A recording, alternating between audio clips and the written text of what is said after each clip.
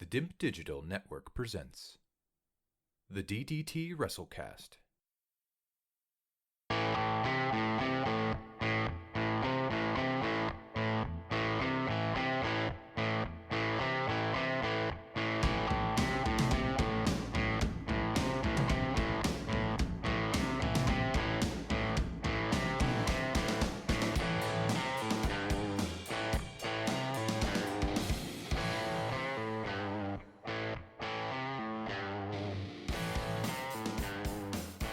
Hello, Apps here from the DIMP Digital Network. Welcome to the DDT WrestleCast. On this edition, we are going to recap and review WWF Royal Rumble 1992. It's that bloody year again, 92, along with SummerSlam, which we've already done. We are here to do the Royal Rumble this time, so working our way backwards a little bit. But I'm joined by the main man himself, the expert in the wrestling field, they call him. It's Piper. How's it going? Cool. That's a real big introduction there. Expert is a strong term for someone that knows diddly squat, I would say. But I'm happy to be here to give my unexperted opinion on the Royal Rumble 92. But yeah, I'm good. It's very hot in the UK today. Fuck me, yeah, I'm sweltering. We've got the fan out. I'm sat next to an open door. Come bring back the winter. Yeah, it's really kicked off, and I actually had the loft insulated in like the winter, or just before the winter. One of the promises was that the house would be cooler as a result in the summer because it wouldn't let as much heat in, but I don't fucking notice the difference. It's bloody hot. And then going back to your point about not being an expert, I would argue you're the man the WWE need to convince to be a fan. You're the man on the street who's watched it before, given up on it for various reasons, and if they want to grow their audience, there's no good, advertising to people like me who watch almost anything. They need to get people like you involved, busy schedules, and slot their little content in so that you can keep up with them. I definitely, I wouldn't say expert, but I definitely agree with that sort of assessment. I can easily get sold into the Tiddlywinks World Championship or the Bowls World Championship if I get really suckered in by it. And the BBC have done that many a times over the years, where I've just sat down and started watching something and a whole day's gone past on some sort of sporting event. So the WWE could swing me in if they sold it. If they sold it right. So. Much like AEW, but yeah, there you go, WWE. There's a challenge for you. Well, they're running out of time because your network subscription trial will be running out in a matter of weeks, and we'll try and squeeze in as much as we can whilst we have you here. If it does expire, I'm sure when there's a will, there's a way. I always say, and you would always say in the video games that there's always a way, and that is applicable to real life anyway. But 1992, so we watched SummerSlam 92 as our first episode actually, where we had Brett versus Bulldog in the main event. We had, who else did we have? Ultimate Warrior versus Macho Man and Mr. Perfect and bloody Ric Flair roaring around. But this is at the start of the year 92, and at this stage they're still only doing 4 pay-per-views a year. What we would give for that in 2020? Just the 4 to be looking forward to. But it took place January the 19th, 1992 at the Knickerbocker Arena in Albany, New York. New York, obviously a WWF/WWE stronghold these days. You've seen plenty of Rumbles. The Royal Rumble itself is almost like it's a very well-known match or gimmick match that's been running for many, many years now. Like non-wrestling fans, or at least lapsed fans, I feel like you can almost sit them down and put on a Royal Rumble and they would sit there and watch it. Do you agree with that assessment? And do you think the Rumble still has that bit of glamour they obviously had back in 92, because in this case they're actually standing off for the World Championship, and that's the winner's prize for this particular Rumble? Yeah, and that's the amazing thing about that now, and we can go into that a bit more detail later on. But in terms of the Royal Rumble, I would say, like, in my head, it's the pay-per-view a year I look the most forward to. To me, it's the Royal Rumble is more like my Christmas than WrestleMania in the wrestling world. And I think the reason is because it's such a unique sort of style match where you can have so much going on that can last for so long, but have so many different sort of storylines throughout it. Yeah, you just can't get that in a normal type of match. And this and there's. You can just think about some absolute classic moments over the years, and even to today, like the Royal Rumble will get the prestige in terms of like a lot of internet articles written about it in comparison to, like, I would imagine if you did a comparison to the amount of articles that was written about the Royal Rumble this year versus, I don't know, Money in the Bank, Royal Rumble would triple it, if not quadruple it, the amount of sort of print that it's got. I remember seeing it on things like Sky Sports or BT and stuff like that, and a lot of like Facebook type group type things, not Facebook groups, but like Unilad and stuff like that would do stuff on the Royal Rumble. But you know, the other pay-per-views they just get forgotten about. So I definitely feel like it still has its prestige, and even with this year's one with the Drew McIntyre and stuff like that, like I think it had that prestige to it. I think the other matches are before the Royal Rumble are a bit here or there, and and I don't think people care an awful lot about that. It's always about sort of that Rumble match. Yeah, I'd say, especially in this event, the undercard's not. I didn't think it was all that when I watched it. It was maybe one or two good matches. Like the opening match I quite liked, but I wasn't sold on a lot of the other matches that were running around on there. But the Rumble itself was very impressive. 5 matches, including the Rumble. Nothing really, just that's a normal Raw episode, isn't it? Well, the Rumble in this case, I think it took. I got the timings here. It's like an hour and bloody 2 minutes or something. So, in a 3-hour show or a 2-hour and 45-minute show, as they kind of aim for, that's quite a big chunk of it gone. So, I guess you can't really squeeze too many matches in. But the key here is like I mentioned earlier, the WWF World Heavyweight Championship is on the line, which has not been done before and has only been done once since in 2016. Essentially, Hogan was stripped of the title in December for some controversial reasons, all storyline based, and they put the prize of the Rumble up as being the championship. So never has there been more on the line in a Royal Rumble. Let's kick off with the matches themselves. We kicked off with Owen Hart and Jim Neidhart, who are referred to as the New Hart Foundation, taking on the Orient Express.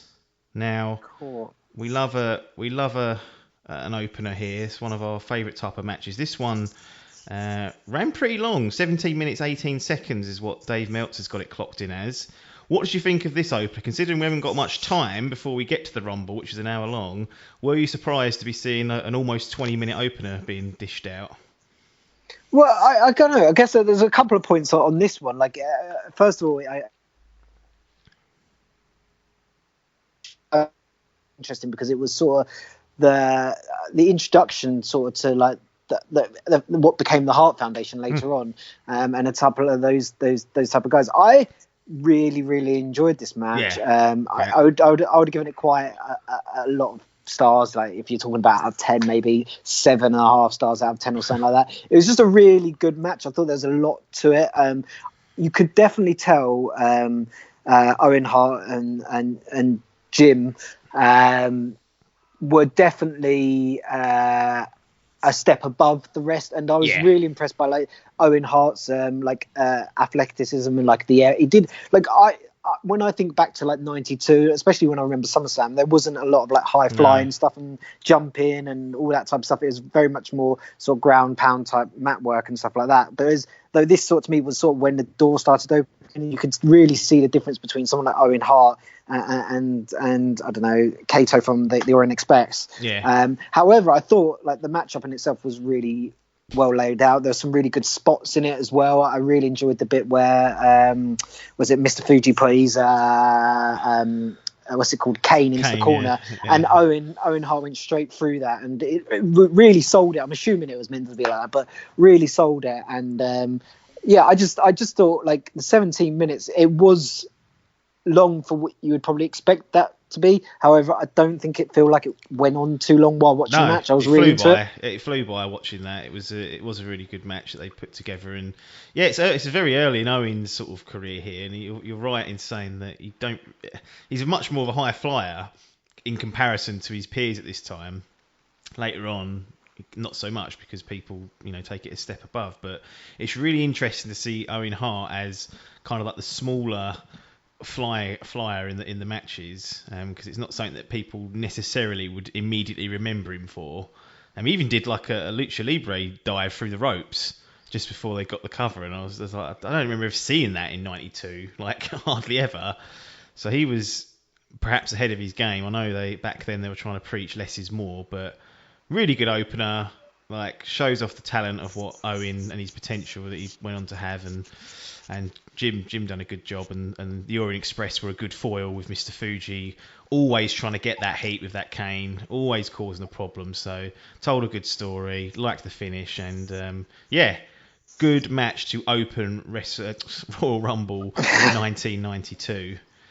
We then move on to the Intercontinental title match. Now, if we fast forward back to SummerSlam, which we reviewed earlier, and which happens later on chronologically, the Intercontinental title is the main event at SummerSlam. It's got Bret Hart versus Bulldog in one of the best matches of 1992. So at that stage, you think, yes, the Intercontinental title's there to put on the best matches for the year. It's an important title. It's coveted. It's well looked after. Yet we go back in time a little bit to Royal Rumble 1992, and we've got Roddy Piper beating the Mountie in 5 minutes 18 seconds. Nothing really wrong with the match, but nothing much happened. I was expecting the Intercontinental title to be carrying the undercard, especially when there's a Royal Rumble, for like the best singles wrestling match for the night, but not the case here.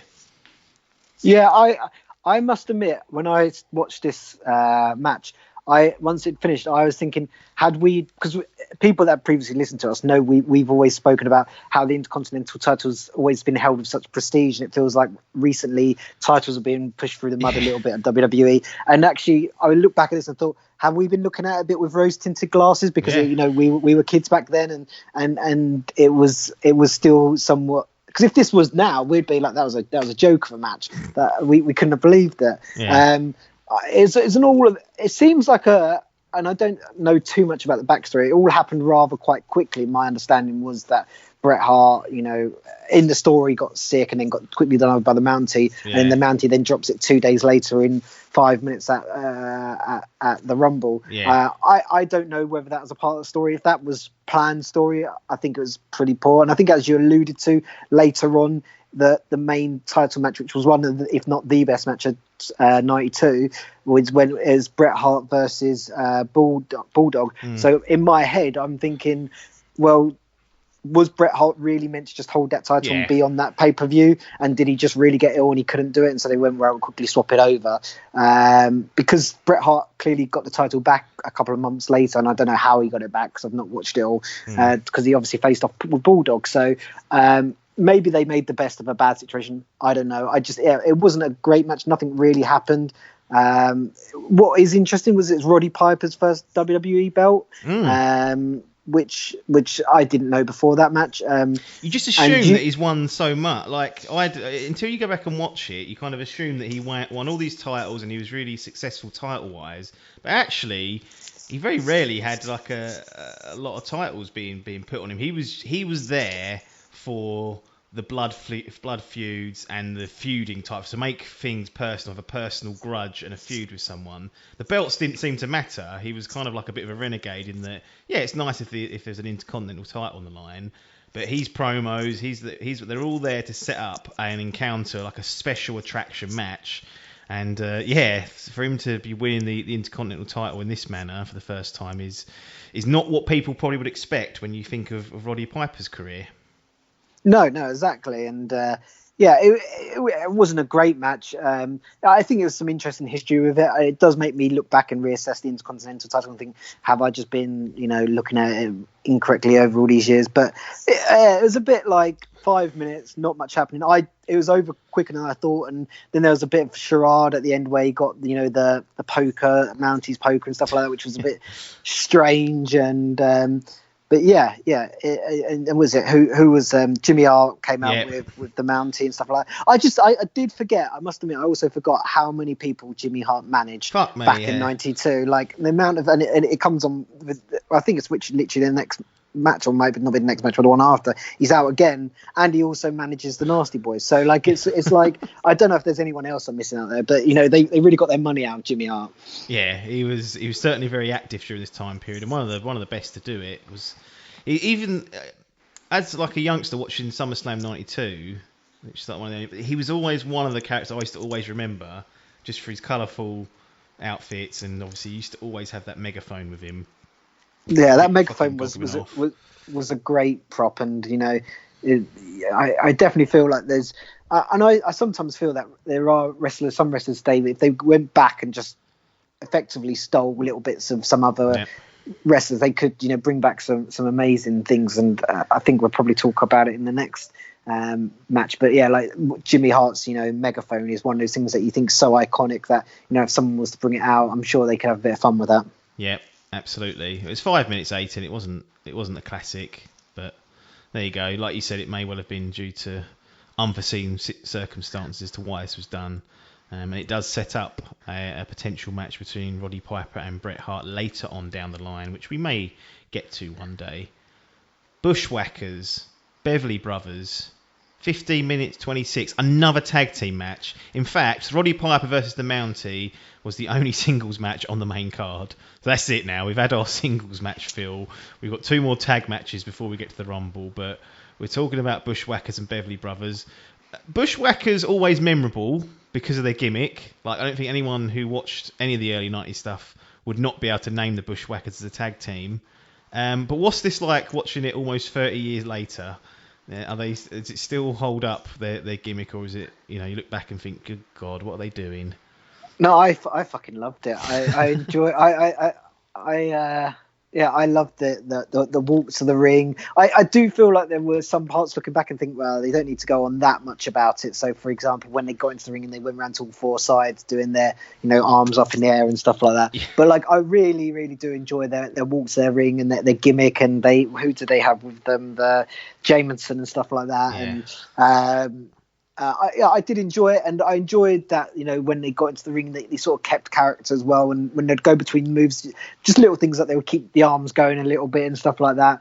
I thought it was a nice USP. It was clearly something the fans could get behind, and it was just I felt like it was a bit of fun. They were never going to be the greatest team because of it, but yeah, as you said, I think like if you probably talk to people that watched or even were just casual wrestling watchers back in the early 90s, they're going to remember, more people remember the Bushwhackers than the Beverly Brothers, for example. So not saying the Beverly Brothers weren't memorable to people that did watch it a lot. I just think the Bushwhackers had that gimmick that people just automatically think to, like the Warrior and he's like, these dangles, or Macho Man and his hat, or Sting and his face paint. These are the gimmicks that sort of, resonate in people's mind. And the Bushwhackers, walk with their arms. Definitely was they lick memorable. Each other as well. So wouldn't work in today's coronavirus world. No, absolutely not. I'm sure there's an earlier event I watched where they tried to like lick a kid from the crowd. I could be wrong. It was this event. Oh, it was this one, was it? No, they definitely licked a kid in the crowd, because I was thinking, that's America, surely they're going to get sued. But I did see that and thinking, that's weird, you can't get away with that. But early 90s is a different world. What did you think of the match itself? It ran 15 minutes. Or not very good? I thought it was about twice as long as it should be. It was like there were points in the match where I think twice the Bushwhackers cleared out the ring and then they did their stomp around the ring and stuff like that. I felt like you only do that once really. Do it once, like don't do it twice and stuff like that. And but like, so they could have definitely cooled it down a bit. I like the whole little bit of interaction where they had the Jameson and the Genius and stuff like that. Yeah. Little bits like that. That's what to me makes the 90s, early 90s wrestling. So I like that type of stuff. But yeah, like in terms of pure all and out wrestling, it probably could have just, half that match, and they would have probably given that to Roddy and the Mountie. Yeah, they could have certainly done with it. So here's a little bit of analysis from Dave Meltzer in the Wrestling Observer. He quotes, "This match was so long and so bad, it would give most shows a thumbs down all by itself, -1.5 stars." Bit harsh. Cool. Yeah, like maybe on wrestling ability, I tend to agree. As I said, I might be looking at this with my rose-tinted glasses, and I've not watched the Bushwhackers in like 20 plus years, and so I might just be enjoying that element of it. But if I was watching that week in, week out, I might be scoring it the same. Like match-wise, I really, as I said earlier, I remember them clearing out the ring twice, but I can't really remember much else what happened. Yeah. I know you watched it 2 days ago. It's weird that the longer matches like this can become forgettable. Like I find that my mind just wanders sometimes. I'm not really taking in what's going on, and that may well have been the case with the Beverly Brothers against the Bushwhackers. Final tag team of the evening before we get into the Royal Rumble: Natural Disasters versus the Legion of Doom. This is a tag team title match, so the second title match of the evening. What did you make of this? Seeing a bit of Legion of Doom. We obviously remember the Natural Disasters because they were big fuckers as well, but a clash of two very memorable tag teams here. Yeah, I agree, and this is when the problem. No, it's not a problem, but you got bigger guys here, and so it's going to be more less. What we mentioned earlier, less is more and stuff like that. That attitude they had in the early 90s in WWE or WWF, and definitely less is more here. There's a lot more, little bits, a lot of bumps, or bumping into each other and not moving just to show how strong they are and all this type of stuff, and Hawk taking a beating, and just about when Animal gets into the ring going stir crazy, which is sort of typical Legion of Doom and stuff like that. We all know their gimmick with the sort of the pads with the spikes on and stuff like that. It's they're both very memorable. Both the match in itself was all right. It was. I didn't really expect too much from it going into it, and it didn't give me too much either. If I'm being honest, out of all the finishes, this is the one I disliked the most out of the whole pay-per-view. It just sort of it was a count out, but it didn't feel like 10 seconds, and at no point did ever any so suddenly I know. So if you're going to usually have a count out in a wrestling match, usually you'll have the cameras going one, and you go, it's coming, they better get into the ring and stuff like that. But in that you didn't know that was happening. Suddenly it's just the bell was rung, and it's like, and you had to let the commentators explain, there's been a count out, and so I just thought it's a bit count. I think it was just a bit poorly executed, is obviously once again because we'd watched SummerSlam, which is a pay-per-view in 6 months time after this one. That the Natural Disasters have the tag team belts, so I'm assuming after this sparks off some rivalry where they believe they have to have the belts, which they did a promo about afterwards, which was quite nice and stuff like that. But and I'm assuming they end up getting the belts of the Legion of Doom at some point, probably at WrestleMania or something like that. But yeah, it was a bit a bit of a meh match, and with a bit of a disappointing finish, if I'm being honest. Yeah, here's Meltzer's notes. This was actually the best match I've seen these four have, but that says more about how bad the other matches have been. It was okay until the cheap finish where everyone was brawling on the floor and Typhoon got in to beat the count. With all the time they spent on booking the rest of the card, they must have spent the time it takes between bites of a roast beef sandwich to come up with this finish. 1.5 stars, so not the highest rating. His stars actually go up to 7 now, but back here we sort of operate on a 5-star basis, so not the best rating ever. But he's not liking this pay-per-view so far. I don't know what he scored the Hart match and the Mountie match, but he wasn't happy about the Beverly Brothers or the Natural Disaster match. Hart match got 3.25 stars. Yeah, that's Mountie got good. 1.75 stars, probably because it was short. It's not terrible. So far we're going like Mertz is he's not happy so far going through this. So he's put his hopes on the Rumble, I guess. Yeah, and in my opinion, it really drags not out of the mud, but it puts this Rumble in levels of infamy. I've seen a lot of Royal Rumbles in my time. I hadn't seen this until recently, and this, in my opinion, is my favourite or the best Royal Rumble. I bloody loved this Rumble. I don't know why. I don't know whether it's just because Ric Flair is just the absolute Iron Man throughout it. I don't know whether it's because Bobby Heenan is just ridiculously funny and good on the commentary, like almost pleading with Gorilla Monsoon, saying that if Ric Flair wins it, he'll start behaving. He won't be a bad guy. Like he's so biased to wanting Ric Flair to win that I wanted him to win. And Ric Flair comes in at number 3. Obviously, we get into how it all finishes, but by hook or by crook, he ends up walking away as the winner for the 1992 Royal Rumble and takes home the WWF World Heavyweight Championship. What was your thoughts on this Royal Rumble? Yeah, I much like you. This was the first time I'd ever watched this Royal Rumble. I probably haven't seen as many as you, but I've seen my fair share over the years. And yeah, it's definitely up there as one of my favourite all-in-all Rumbles. Like there's other Rumbles where there's moments that I can remember, but this one there was just, and I think it was the whole fact of Flair, the storyline of Flair lasting an hour in it. So, there was a massive storyline going through the whole Rumble that's from pretty much from the start to the finish. Yeah. And there was like several mini storylines going on around that. And each of those mini storylines had their own sort of, their own little quirks to it and stuff like that. There was one thing I found really interesting. This isn't a bad thing or a good thing in this racing or anything. Was they obviously at that point they didn't have entrance music when people came in after the first two. So the first two got their entrance music, and after that point, no one did. And that to me was a bit. Just took me a little bit by surprise. But I really did enjoy it. And as I said, there's lots of little stories throughout, and I'm assuming we're going to sort of walk our way through that Rumble now. Yeah, no, it was it's a great Rumble. Runs for just over an hour, like I said. The only minor criticism I have as an overall thing is if you're going to have Flair win it and you're going to put Flair in early, like number 3 comes in, why not just put him at number 1 and make it like the ultimate achievement?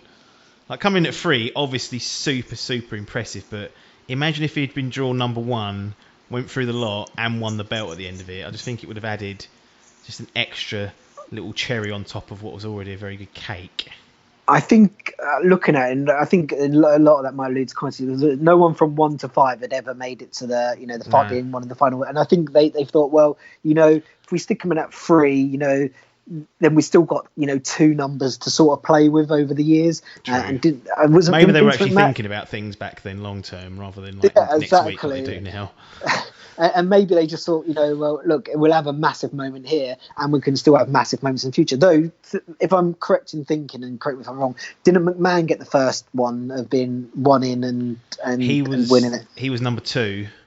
Oh, that was it. Austin was 1 and he was 2, yeah. And he threw Austin over at the end. It's actually quite a good Rumble in the end. But it's interesting you should say that about the numbers, actually, because when I was doing some research for the episode, there's a note here about Bobby Heenan's autobiography called Bobby the Brain. He mentions in his autobiography that it was his initial suggestion that Flair enter the Rumble at number 1 for dramatic purposes, and that Vince McMahon changed it to number 3 and then claimed it was his own idea. So that's what Bobby's written in his autobiography. So he wanted him at number 1. He says Vince changed it to number 3 so he could lay claim to that being his own idea.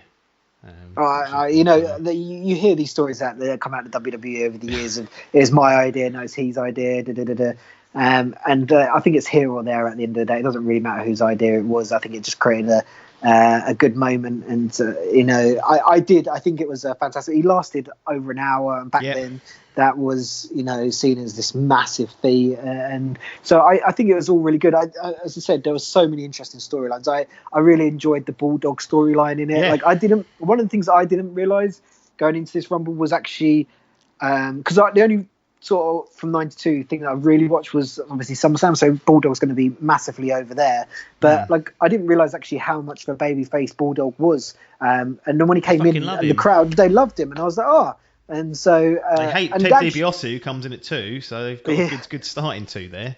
Exactly, and actually, I think pretty much for like the first sort of 10 to 15 guys, like it very much felt like there was a lot of heels coming in, or a lot of people that until I think it's till sort of like Piper came in, like there wasn't anyone that got people really really excited. Maybe the Texas Typhoon at one point came in. I think people he was quite over babyface at that time, but yeah, like I enjoyed like that element, and because like when that starts going off, you start thinking, how excited. As I said, I hadn't watched it. I knew Bulldog hadn't won a Rumble before. But I was like, does he go quite far through this and stuff like that? And then he goes out halfway through. And to me, I think the way I sort of looked at this Rumble was sort of split into 2. There was sort of the point where, that's sort of maybe sort of 3 sections. There was sort of like the point, the first sort of chapter where Bulldog then gets out, and then suddenly the ring gets cleared out again at that point. And then there's like this sort of second chapter where you got the middle part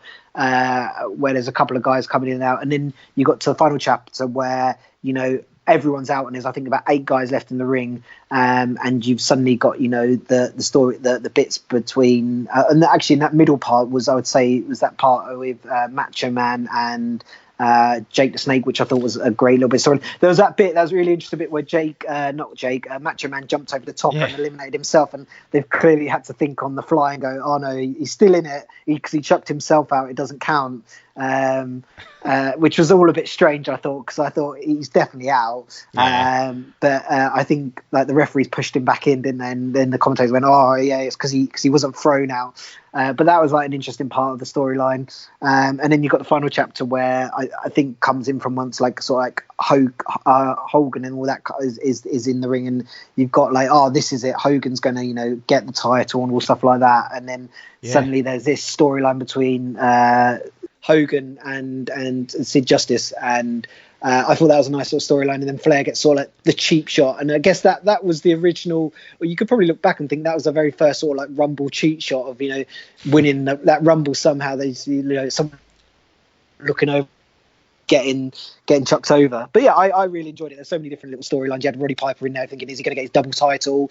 And yeah, there's just a bunch of other things going on, which was quite nice. Yeah. The Randy Savage thing was stupid because later on in the Rumbles, I'm pretty sure I've seen Kane go over the top rope to chase someone, and it counts as elimination.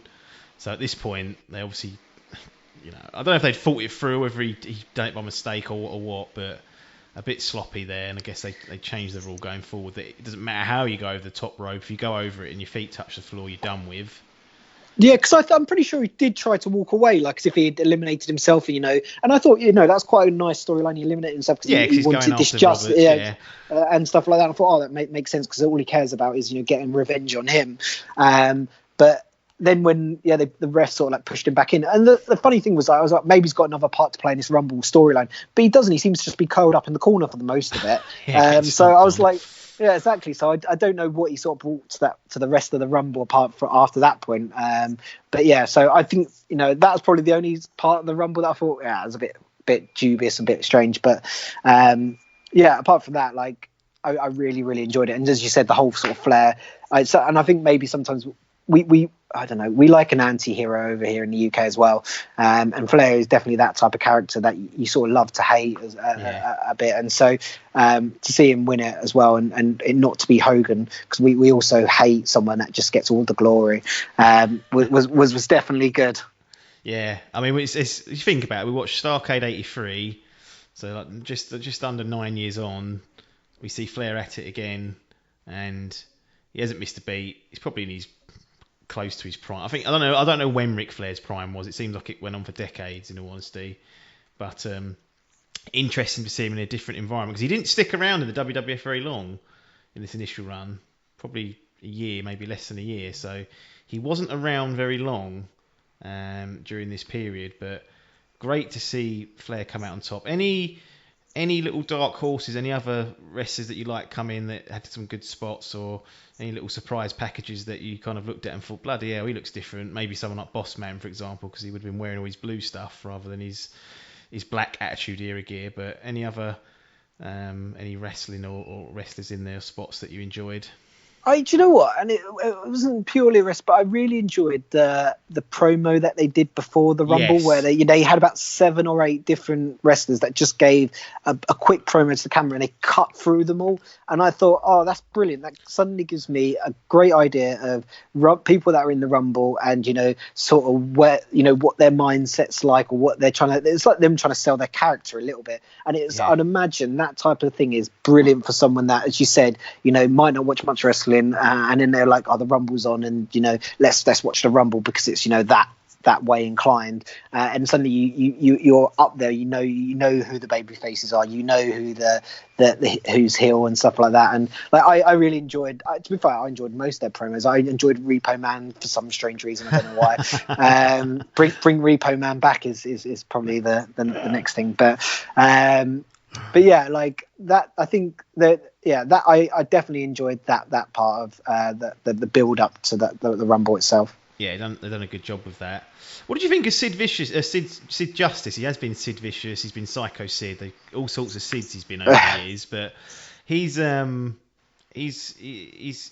quite a lot of damage during this Rumble, and like one of the storylines is the friction building between Sid and Hogan, who at the time kind of both baby faces, and not one of them really wants to dishonour the other, but obviously it's every man for himself, and the WWF Championship is what at stake, so eventually someone cracks. But what did you think of his little journey throughout the Rumble? Because he certainly made an impact.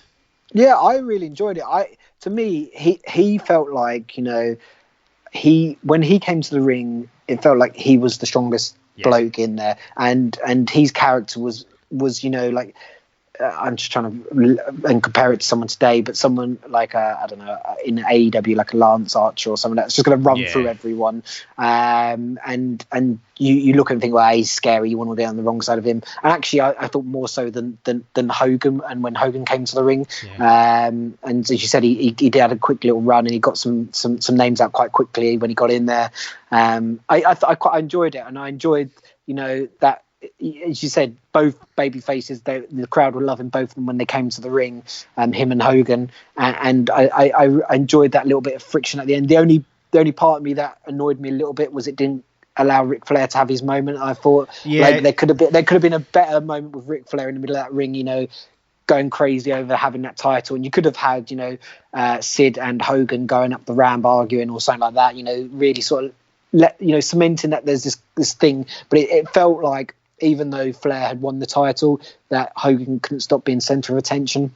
Yeah, that's all what I got the feeling at the end of that Rumble. Yeah, it did take the shine off Flair's victory. He obviously, Flair at this point's a heel, so you don't really need that big celebration. But having said that, it's quite clear that what the narrative is, and it's all about Sid and Hogan now coming to loggerheads. Like Hogan, obviously the super over and immortal that had been running the show for close to a decade at this point, and then Sid, who looks the fucking business, huge, great physique, just monstrous presence, and who you might think, actually, could he be the next Hogan at this time?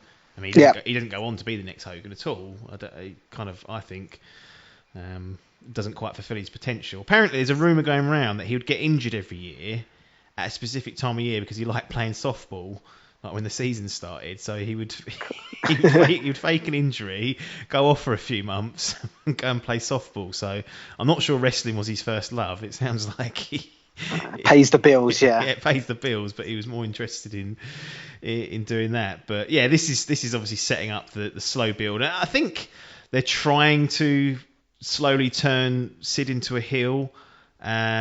He's returning, like I said, from a recent injury anyway, probably softball related again. And he was among the final four, so we had Hogan, Savage, and Flair. And then Justice eliminated Savage and then Hogan, leaving himself and Flair in the ring. Now, what's interesting is a note here on Wikipedia, and again, don't know how true this is, could be complete bullshit, but it says, during the initial live pay-per-view broadcast, Justice's elimination of Hogan was loudly cheered by the audience in attendance, even though per storyline plans, Sid sneaked up on behind of him and threw him out. As such, the original reaction was edited out of future television replays, as well as the Coliseum home video releases of the event, with play-by-play commentator Gorilla Monsoon adding new comments condemning Sid for his actions. So cool. There's a little bit of post-production going on to try and get Sid as the heel and Hogan as the true babyface. What a strange thing to do. Yeah, the thing is, it's like you say it like that. I and you often hear these stories around how Hogan, much like the same stories that came out, like Triple H tried to like sort of semi-own, and can have real control over the narrative of who came up and who they were working with and stuff like that. And you just wonder if any of that was down to sort of Hogan not then liking that reaction and saying, "Oh, you need to make sure that doesn't go out like protect that." Protect my character, yeah. Exactly. It wouldn't surprise me. Also, I think it's quite evident that WWE and WWF have always wanted it to be, they're telling this story, and if the crowd don't start enjoying it, they will still tell that story regardless. Like, I've seen it countless times with wrestlers over the, like Roman Reigns is like the recent example of someone who they wanted to push as a babyface, who the fans rejected and booed, a bit like Cena, but Cena was a little bit more, he's hugely popular anyway, but Roman Reigns, they tried to get over as a babyface too soon.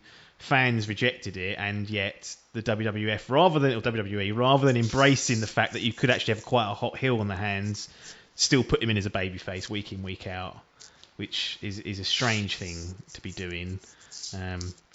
This is evidence just there. One thing they always say about Hogan is that you can always tell when he's lying. Like if you ever watch an interview of him about certain situations or tough questions in his career, whatever, they'll say you can always tell when Hulk Hogan's lying. His lips move. Cool. It's because he's talking. Yeah. See. That's a quote. He's always lying. He's always lying. He's always moving his lips when he's talking. He cannot be trusted. Just ask his ex-wife. Yeah. Cool. Really shot him down there. Any other moments from the Rumble that you want to call out? And after that, I want to give you a short quiz on the Rumble and see how close you get to some of the answers. Cool, bloody hell. I don't think so. As I said, I think I enjoyed the whole sort of, start to finish it. Sort of the hour seemed to go really quickly. I did enjoy a lot of the Bulldog stuff early on. I enjoyed that part of the Rumble. I thought in terms of sort of pure sort of wrestling, that was the better part of the Rumble. You had a lot of good back and forth for that part, especially they were getting people out so the ring wasn't so crowded, and then it'd be Bulldog and Flair again and stuff like that, so that was an interesting part of the storyline. And as I said, I don't think maybe enough was made of the Roddy Piper when he came in, because there was mentioned that he could be, but I thought maybe it would get further down, and then he was suddenly, I think he was eliminated at the same time as it Rick Martel, him and Rick Martel. I think I might be wrong. I'm pretty sure Martel was just before him, and then I think he went up. He went over with someone, but like another one, and there was, they could have made a few more things, like with Rick Martel trying to get Flair out, so he didn't beat his record and stuff like that. Yes, but of course, overall, I forgot about that one. Yeah, because it was like 45 minutes, and I think Martel came in at 40 minutes, and Martel would have known Ric Flair was going to be close to being his record. Yeah. But apart from that, I think you said it is a solid Rumble, if not one, probably up there in the top 3 of all time. I think today's Rumbles probably could learn a few things by going back to some of those in the past. There's some definitely good parts about them. Yeah. So here's a little quiz. Nothing too difficult. We'll start off with something nice and easy. It's worth putting out there that I'm not very good on quizzes when it comes to the Dim Digital network. No, you're not. No, you've struggled in the past with our gaming quiz, that's for sure. Nice easy one. You'll get this one. Who spent the longest time in the Rumble? Oh, that's Flair. Exactamundo. Ding ding ding ding ding. Point. Okay, that was a bit of a gimme. So let's start with the real questions. Who spent the second most amount of time in the Rumble other than Flair? Because Flair's too obvious. So I know Bulldog did a good sort of 20 minutes before he got eliminated. And I think it would have been, and then Piper came in, and Piper was in for quite some time. So I'm going to think it would either be between Piper or Bulldog. I'm going to say it's Piper. Correct. Yeah. Bulldog was in for 23 minutes 33 seconds, and Piper was in for 34:06. So actually 10 minutes more than Bulldog. That's a lot longer. Yeah. But, was Bulldog second longest in, or third longest? No, he wasn't. He was not. Right. Any ideas who that was? It's someone who we haven't mentioned actually. Or someone who we haven't mentioned. No. You know who he is. It's not just some random toot that you've not heard of before. Yeah, my head's lost. You saw him wrestle at SummerSlam '92. No, it couldn't be Macho Man, surely. No, not Macho Man. He was 22 minutes, so he wasn't far off. Yeah, no, I don't know. It was IRS, unbelievably. Oh, IRS was going quite a long time. Yeah. I remember at points in, people pulling his tie over to try and get him over. Sometimes I always seem to forget about IRS, but I think I'd probably say he's probably one of my favourite underrated wrestlers of all times. Agreed. Having watched back, I've said the story, but I watched things from like WrestleMania up until the Attitude Era, like all the pay-per-views, and every time I saw IRS, he was always in a good match. He was underrated. Great. Yeah, massively. Great performer and great wrestler. Who got the most amount of eliminations in the Rumble? I think this could be Bulldog. I'm just rattling my head. There was large periods where no one sort of went, and I'm just trying to think if there was, Sid Justice came in and cleared up a little bit, but there didn't seem to be anyone that really got into the groove. I'm pretty sure Bulldog got about 4 or 5, so I'm going to go Bulldog. Bulldog got 3 eliminations, which was not enough to put him on that list. Is it not even close to being one of the top? He's not far off, but he's not in the top 3. He's not in the top 3. The top boy was Sid Justice. Got 6. I was 6, really, in that sort of quick turnaround, crikey. Yeah, he weren't in there long, but he fucking came in and wiped a load of people out, which was good. Second was Flair with 5. So he got over his hour. I mean, you expect him to accumulate those, I guess, over time, wouldn't you? Yeah. Those eliminations, so that's no surprise there. And then, of course, Hogan can't be left out of the spotlight, so he got 4 eliminations and took the bronze medal position. Which was funny. Any idea who was eliminated the quickest? Who was eliminated the quickest? So who spent the least amount of time in there? There was, and there was a few wrestlers that I didn't recognise their names. When you say it, it will come back to me.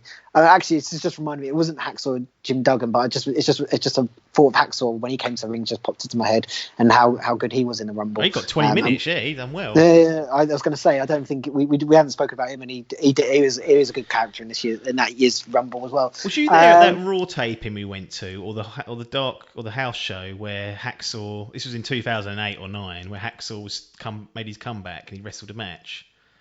Do you remember? I don't know if he was on the show that we went to together, but I definitely saw him wrestle in like 2008. I think I did, and I think I'm pretty sure I was there. Though we was pissed, weren't we? Yeah, it was pretty smashed. So I know who I was thinking about. You got the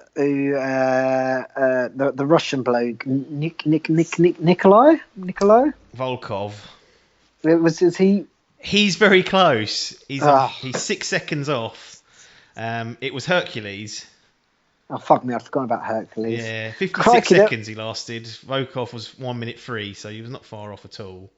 So I've just typed in now and just got up a list of names, not anything that would answer any of these questions, but a list of names of people that were in this Rumble, and I've just the amount of names that we've just forgotten, we've just not spoken about. Like Shawn Michaels is in it. Shawn Michaels, Taker, we've not mentioned. Taker's in it, yeah. Yeah, like there was loads of people in here, like Sergeant Slaughter. Was in it.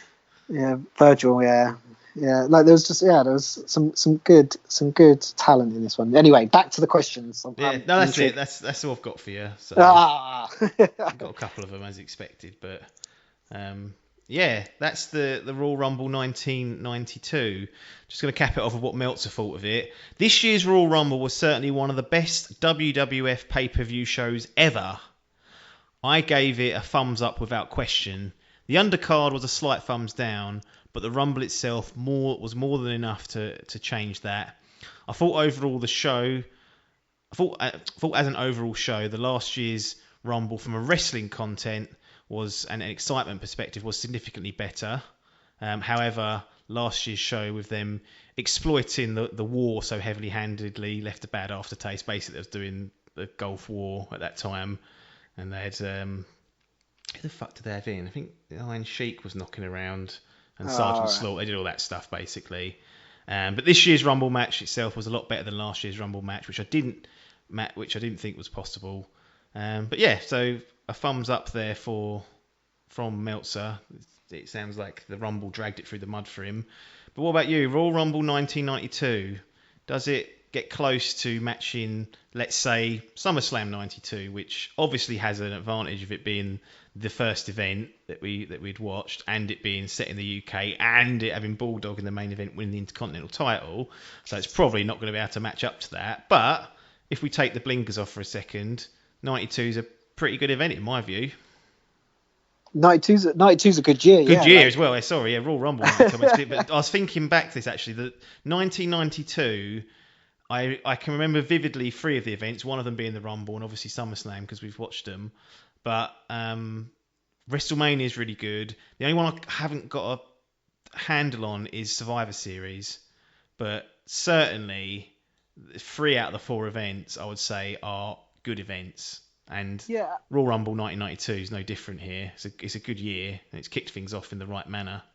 And I think it just shows you you don't have to get every match on the card right. And I think actually, 92, like the SummerSlam and the Rumble showed us, you don't have to have fantastic matches the whole way through. You just need to make sure that your big matches matter a lot and deliver, and you don't start off on a shitter as well. And I think we speak about this a lot. Just don't kick it off on a shitter. Don't get me bored from the get go.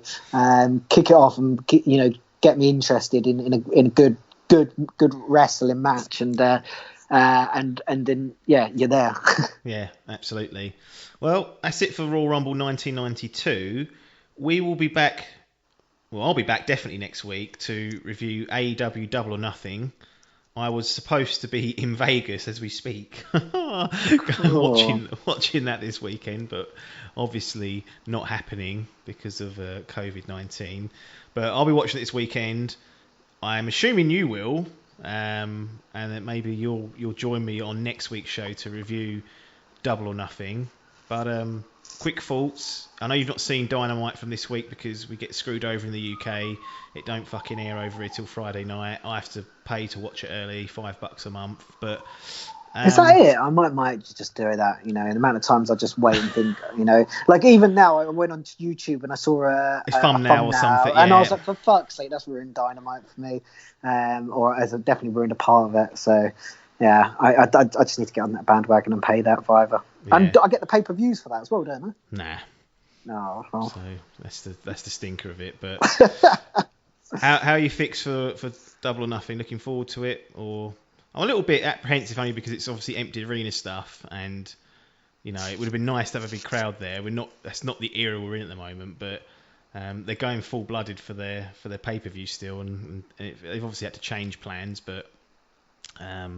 They're still going ahead with it, and they're setting up some, I'd say, reasonably interesting storylines, but it feels like a little bit of a B tier event at the moment.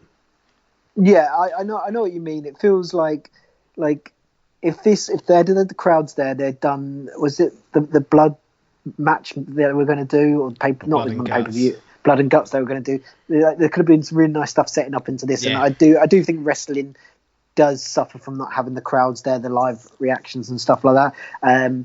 But as time's gone on, I've sort of not got used to it, but I've accepted it to a certain extent, and I can appreciate the product without it and stuff like that. And so I'm just enjoying what people are able to try and bring to it in that case. So as I said, probably not as excited as I would be if it was a full crowd and people go crazy, because there's lots of rumours flying around the mill that that Sting might turn up in AEW at the moment, and because he's contract's out at WWE, like every time someone's contract's out at WWE. And I've not watched Dynamite and whether something like that happens, but like if I'm AEW, I'm not going to bring Sting into the fold on an empty arena, because you want him to turn up when that arena's full and pumping, because suddenly that crowd, you will only get that crowd reaction once, and you just have to look at the Matt Hardy entrance to think, wow, that and Brody Lee, I feel sorry for both of them coming over, and they've had to do it in an empty arena, which definitely neuters like the initial impact they can make. So exactly, and so like I do feel a bit. So I'd hope that AEW, if they've got any big things lined up, that they might just try and hold back, and therefore maybe got Mike Tyson. He's going to be presenting the TNT belt. Yeah, see that. How much they paid him for that? Exactly. Like you wonder. That whether Mike Tyson was originally meant to present that belt, and actually was it meant to be some other part of the storyline, and they've had to change it last minute to cope with the COVID stuff. But it's one of those things. Actually, it's a good old WWE ploy, isn't it? That use a famous face that'll drag people in that don't normally watch it. And so AEW have done that with Mike Tyson. They've hit him at a hot streak, not a hot streak, but he's been in the news lately, Tyson, because there's been rumours of him making a comeback. There's that viral video of him fucking devastating those pads at whatever age he is. So in like the boxing space and in like the casual space, because everyone knows who Mike Tyson is, like he's actually a decent name to be attached to your card or your event at the moment. So whether they intentionally planned it after this sort of little boost he's had, or whether it was always in the works, I don't know. But the timing's pretty good for them. It'll certainly bring over a few eyeballs who are probably interested in seeing what my Iron Mike will do. I hope he doesn't get involved near the matches, but it's just there to present the belt, and he can't be trusted on the mic. He'll definitely say something, and it'll be awful, but he won't. I've got a feeling he might drag down the TNT Championship ceremony, whoever he hands it out to. But yeah, it'd be interesting to see what his role is and how they utilise him.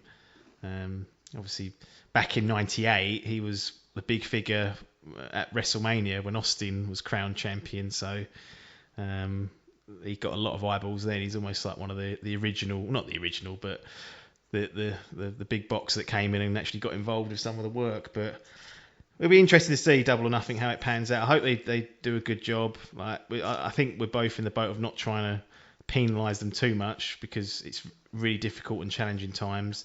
That said, I'm going to be paying for this pay-per-view, so I want to get my fucking money's worth. And how much is that setting you back? I can't even remember now. It might have been 20, which is UK pounds or dollars? Well, I'll tell you what, one thing with Fight, it says $20 and it always bills me £20. I need to email them and ask what's going on. Because if that's the case... that's double bubble. I know.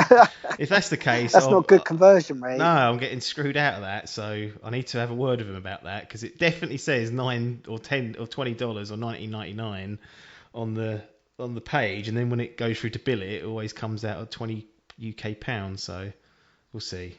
But maybe they give you some credit back and you spend it on other pay-per-views. Yeah, I've got about 16 credits, which is like $16 or pounds. So I'm not far away from getting a free one at this stage, but keep plugging away at it.